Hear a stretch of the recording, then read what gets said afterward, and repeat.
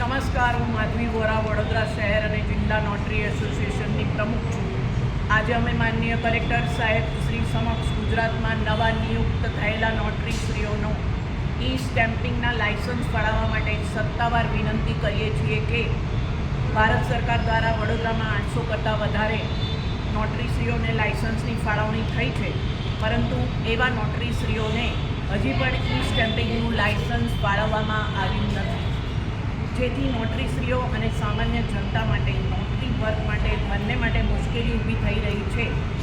આ સમસ્યા માટે દરેક વ્યક્તિને મર્યાદિત સ્ટેમ્પ વેન્ડરો ઉપર આધાર રાખવો પડે છે.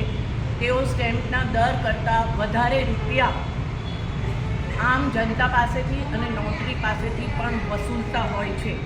વડોદરાની વસ્તી અને સંખ્યા વધતા સામાન્ય જનતા પણ વધુ સમય અને રૂપિયાનો વ્યય કરતી હોય એવું લાગી રહ્યું છે. જો નવા નિયુક્ત અથવા સ્ટેમ્પિંગની ઈચ્છા ધરાવનાર નોટરીશ્રીઓને લાયસન્સ મળી જાય તો આ પ્રક્રિયા વધુ સરળ બની જશે અને સર્વજનના સમય, ઉર્જા અને નાણાંની બચત થશે. અમે આ મુદ્દો સંબંધિત અધિકારીઓ સામે ઉઠાવેલો છે, જેથી નોટરીશ્રીઓ સમયસર અને કાર્યક્ષમ રીતે વડોદરાની જનતા માટે સેવા આપી શકે.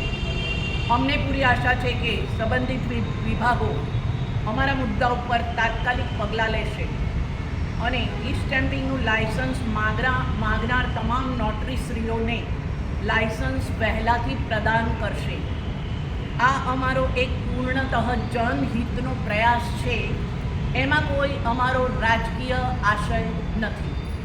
અમારો હેતુ ગુજરાતની જનતા માટે કાનૂની દસ્તાવેજો સરળ રીતે ઉપલબ્ધ કરવાનો છે, જેથી તેઓની જિંદગી વધુ સરળ બને અને સમય અને નાણાંનો વ્યય થતો અટકે.